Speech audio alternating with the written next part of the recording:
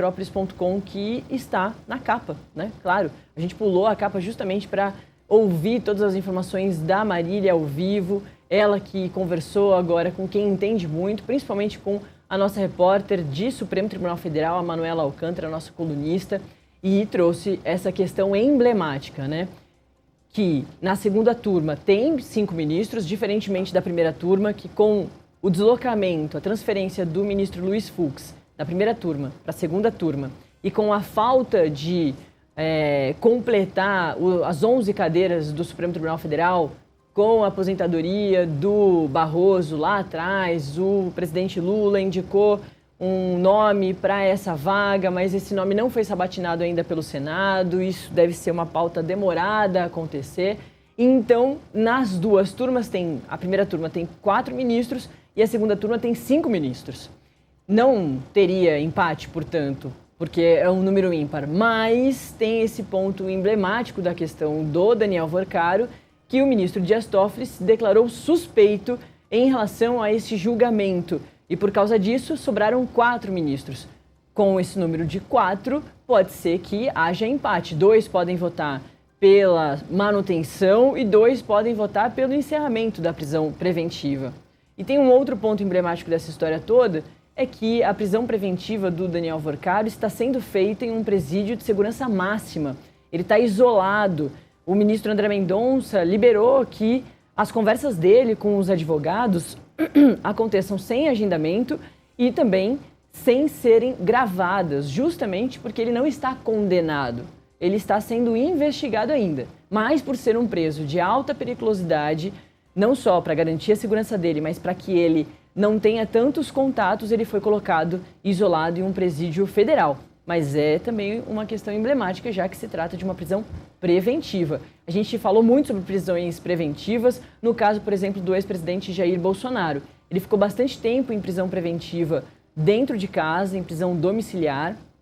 Depois, quando ele, muito próximo do trânsito em julgado acontecer, tentou derreter a tornozeleira eletrônica e por isso mesmo ele foi deslocado para a Superintendência da Polícia Federal, mas ainda em prisão preventiva. E aí depois ele, com o trânsito julgado, teve a manutenção da prisão na Superintendência da Polícia Federal. Depois ele foi deslocado para Papudinha. Então são termos que a opinião pública ultimamente já está entendendo, justamente porque a gente vem falando bastante. E o STF hoje vai julgar, vai começar a julgar, o julgamento termina só no dia 20, essa questão da manutenção da prisão do Daniel Worcaro. Olha só a matéria de capa do Metrópolis.com. STF, ala política teme delação e segue votação sobre prisão de Worcaro com lupa.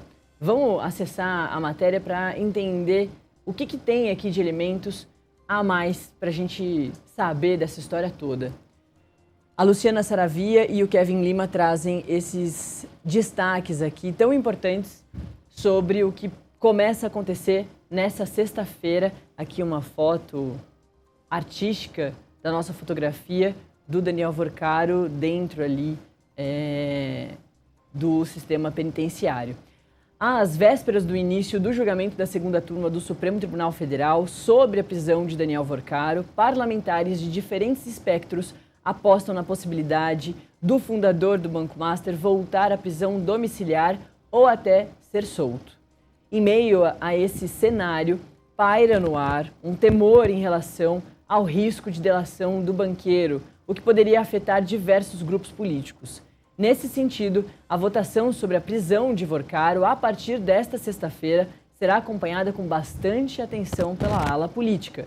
Por decisão do ministro André Mendonça, relator das investigações sobre o banco lá no Supremo, Worcaro foi preso preventivamente no último dia 4 de março, uma quarta-feira, e levado à Penitenciária Federal aqui de Brasília. Até então, ele cumpria prisão domiciliar desde novembro do ano passado. A medida, porém, ainda precisa ser referendada pela segunda turma, que é o que começa a acontecer hoje. Vamos continuar lendo a matéria da Luciana e também do Kevin. A análise começará na manhã desta sexta-feira, no plenário virtual da Corte, como a gente trouxe aqui a informação com a Marília Ribeiro. Além de Mendonça, poderão votar os ministros Gilmar Mendes, Luiz Fux, e Nunes Marques deverão votar, né? O ministro Dias Toffoli, ex-relator do caso Master, declarou-se suspeito e não vai participar do julgamento. Sob reserva, parlamentares ouvidos pela reportagem avaliam que a saída de Toffoli pode abrir caminho para que haja um empate, um cenário que beneficiaria Daniel Vorcaro. Como a Marília também bem pontuou, em caso de empate, como o Daniel Vorcaro ainda não foi julgado, muito menos condenado, se houver empate na questão da manutenção da prisão preventiva, ele sai da cadeia. O benefício é para quem está sendo investigado. Até que se prove o contrário, ele é inocente, né? Assim como diz a justiça brasileira, a Constituição brasileira. Isso porque o regimento interno do STF estabelece que, nessas circunstâncias, deve prevalecer a interpretação mais favorável ao investigado. Um deputado afirmou que, abre aspas, tudo indica que as regras do STF devem liberar Vorcaro do regime mais duro de prisão, fecha aspas. Segundo esse parlamentar ouvido pela reportagem, outros colegas também acreditam que o banqueiro pode obter vitória na corte. Outro político do Centrão, ao comentar a expectativa sobre o resultado, recorreu a um ditado, abre aspas, cabeça de juiz e bunda de neném, ninguém sabe o que vem, fecha aspas. Subindo, a gente tem ainda algumas imagens, né, desses ministros que vão votar hoje, Gilmar Mendes, Luiz Fux, Cássio Nunes Marques, o Dias Toffoli e o André Mendonça. Para um julgamento da base do presidente Luiz Inácio Lula da Silva, o eventual relaxamento da detenção do banqueiro também poderia beneficiar políticos que mantêm relação com o empresário. Nos bastidores, deputados e senadores avaliam que a manutenção da prisão ampliaria as chances de Vorcaro fechar acordo de delação premiada com o Ministério Público Federal. Possibilidade que, segundo eles, poderia levar à investigação envolvendo integrantes do Congresso e de outros poderes.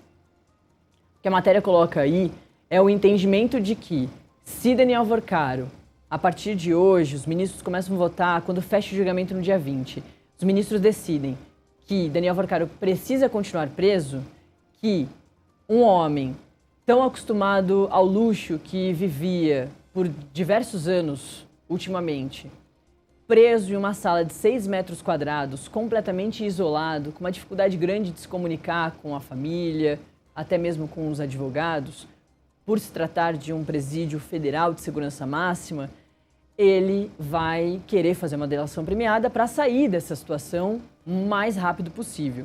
Agora, se ele é solto nesse momento, parlamentares que temem, né, por isso, temem porque ele saindo da prisão, ele não deve fazer a delação premiada, ele vai ficar em casa esperando o julgamento, isso tudo demora bastante e vai seguir a vida normalmente. Então tem esse entendimento muito vinculado à delação premiada e a importância da delação premiada, de acordo com todo mundo que está observando, geralmente pessoas que não estão envolvidas, porque num caso de uma delação premiada, ele precisa falar de todo mundo que é tão importante ou principalmente mais importante, que é maior que ele próprio nesse esquema todo para a delação premiada valer a pena para a polícia, para a justiça e também para ele.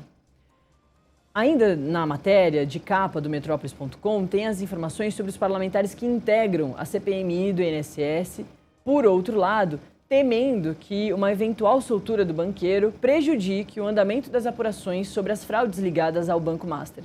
Afinal de contas, ele foi preso agora preventivamente para não atrapalhar as investigações. Ele voltando para casa pode continuar atrapalhando as investigações. Na avaliação deles, a saída de Vorcaro da prisão poderia abrir espaço para manipulação das provas ou influência sobre as testemunhas. Em uma rede social, o líder do governo no Congresso, o senador Randolfo Rodrigues, do PT do Amapá, afirmou que não é razoável que Daniel Vorcaro, acusado de liderar a maior fraude da história do sistema financeiro nacional, retorne à prisão domiciliar. Isso tudo nas palavras do Randolph, que continua aí, abre aspas, roga aos ministros da segunda turma do STF para que, com a consciência de suas responsabilidades, confirmem a decisão do ministro André Mendonça pela manutenção da prisão na papuda desse sujeito. ele não está na Papuda, né? É uma penitenciária de segurança máxima, mas federal, é outra. No Estado de Direito, ninguém está acima da lei, nem mesmo os banqueiros, fecha aspas. E aí a gente coloca um resumão da terceira fase da Operação Compliance Zero, que você já conhece muito bem, mas se quiser lembrar algum ponto, acessa lá metrópolis.com, que você tem todos os detalhes. Foi a partir da terceira fase da Operação Compliance Zero, que vai às ruas no dia 4 de março, não nessa quarta-feira, a outra, é que o Daniel Vorcaro volta à prisão, ele que já tinha sido preso na primeira fase da Operação Compliance Zero, lá em novembro de 2025. Vamos seguir falando, claro, sobre tudo isso, todos esses pontos que a cada dia se somam ao caso do Daniel Vorcaro.